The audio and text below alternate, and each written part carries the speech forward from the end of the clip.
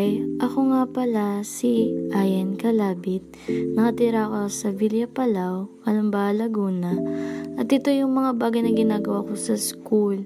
So, sobrang ganan, bored na, for the daldalang person sa kanyang kaklase. At ito yung nagkakatuwaan kami ng mga kaklase ko. Tapos, grabe, tuwing uuwi kami galing school, sobrang init. Nagpa-video pa ako sa kaklase ko. Pala sa aking hobby ay ang pagtitiktok sa araw-araw. At ito ay naging hobby ko na, or dito ko na nilalabas ang aking mga talento. Or kaya may iba akong ginagawa na hindi naman agad natatapos. Kumbaga, ito yung pampatanggal ng stress ko upang maging okay din naman ang aking ginagawa sa araw-araw. Sa isang hobby ko, ang mag-picture-picture sa aking sarili. At every mood ko, parang gusto ko lang mag-picture, ganun. First defense namin, na yan. Tapos naggawa kami na promote ang Kalamba't Kaalaman na maging best in project in NSTP. At isa-isa kami ng mga kagrupo ko na na-awardan at kami ang napili sa aming section.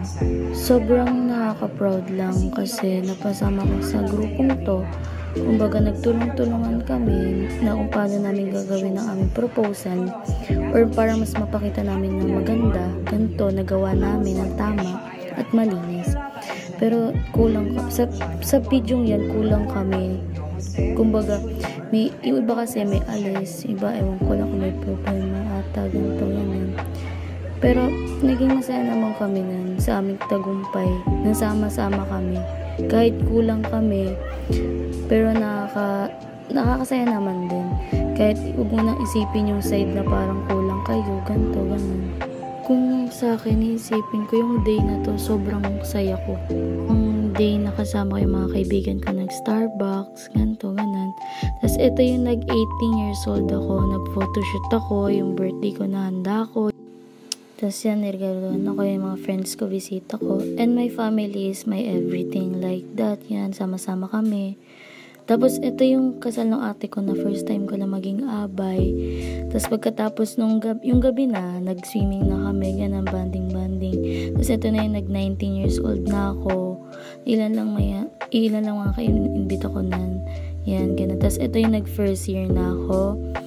First year, mga friends ko, yan, mga ganun. Tapos, ito na nag-second year ako. Tapos, ilan na lang kami ng mga friends ko. Yan, naging, sobrang saya ko nan. Best memories ko yan. Nakasama ko sila na hindi na dapat pang putulin ng iba, ganun. Yan, yung mga friends ko na tunay talaga sa akin na hindi ko kayang iwan. Yung exam day namin nan. Tapos ito yung first swimming namin magkakaibigan na magkakasama kami. Kasama yung mga girlfriend, boyfriend. Tapos may iba pa kaming mga friends na kasama dyan. Tapos ayan, nag-picture. May picture din ako dyan, di pwedeng wala ako dyan, no? No sila. Yung nagkape kami ng friend ko na si Meshi, yan, banding kami. Tapos gabing na umuwi si ante. This is my last. They tell me what I need to hear, not what I want to hear. And they are there for me in the good and bad times.